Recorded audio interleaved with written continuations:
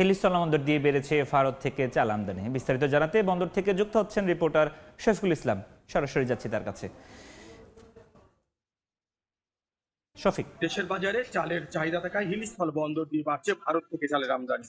আগে যেখানে প্রতিদিন 10 থেকে 15 ট্রাক চাল আমদানি হতো, বর্তমান সেটা বেড়ে দাঁড়িয়েছে 50 থেকে 70 ট্রাক পর্যন্ত চাল আমদানি হচ্ছে হিলি স্থল বন্দরে। আর আমদানি কিন্তু চাল বন্দর থেকে বিক্রি হচ্ছে, যে আসছে ঢাকা, চিটাগাং সহ বিভিন্ন জায়গা থেকে চালের সরবরাহ হচ্ছে।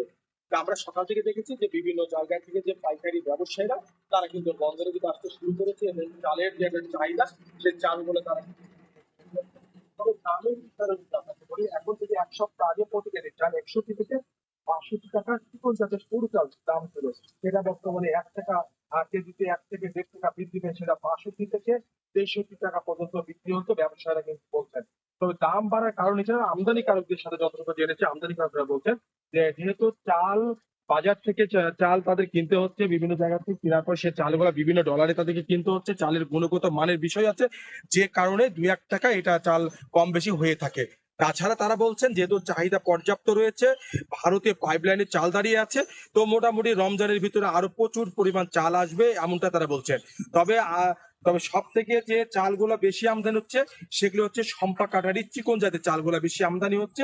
তাছাড়া তাছাড়া স্বর্ণা জাতের চাল কিন্তু অনেকটাই কিন্তু কম আমদানি হচ্ছে হিলিস্থল বন্দর দিয়ে।